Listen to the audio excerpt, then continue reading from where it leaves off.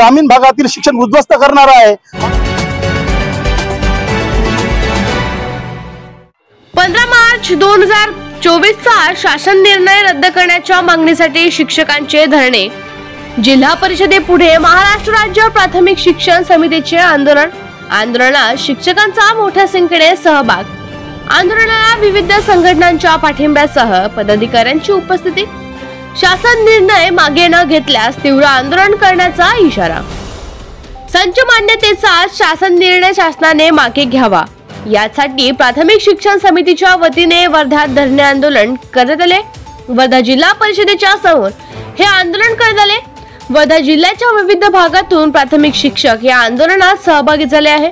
15 मार्च 2024च्या संच मान्यतेच्या शासन निर्णयामुळे विद्यार्थी शिक्षणापासून वंचित राहण्याची परिस्थिती निर्माण होऊ शकते। शाळेत 20 पेक्षा पटसंख्या कमी असल्यास शाळेला शिक्षक मिळणार नसल्याचा हा शासन निर्णय आहे। यामुळे RTE ने दिलेल्या शिक्षणाच्या हक्काला बाधा पोहोचत असल्याने या संच मान्यतेचा शासन निर्णयाचा निषेध आंदोलनातून करण्यात आला। विविध संघटनांनी या आंदोलनाला पाठिंबा दिला। राज्य शासनाने 15 मार्च 2024चा जो शासन निर्णय घेतला आहे तो शासन निर्णय ग्रामीण भागातील शिक्षण उद्ध्वस्त करणारा आहे। हा शासन निर्णय मागे घेण्यासाठी संपूर्ण राज्यात शिक्षक समितीच्या वतीने धरणे निदर्शने होत आहे।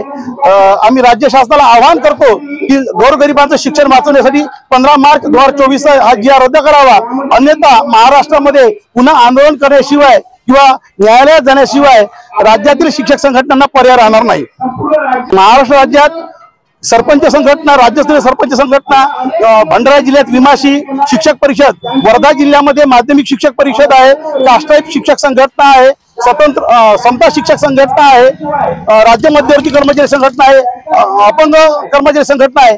या शिक्षक संघटनांनी आजच्या आंदोलनाला पाठिंबा दिला आहे। शिक्षक समितीच्या वतीने आम्ही त्यांच्या प्रति आभार व्यक्त करतो। मागण्या तर मान्य शासनाला कराव्या लागेल, परंतु जर शासन या प्रकारे आडमुठी ढोल स्वीकारत असेल, मागण्या मान्य करत नसेल तर सर्वांना सोबत घेऊन एक लोक जन आंदोलन आम्ही उभा करण्याचा प्रयत्न करू। आणि याच्यात जर आम्ही फेल झालो तर न्यायालयात जाण्याशिवाय आम्हाला तरणोपाय राहणार नाही, कारण RTEचा भंग या ठिकाणी होत आहे।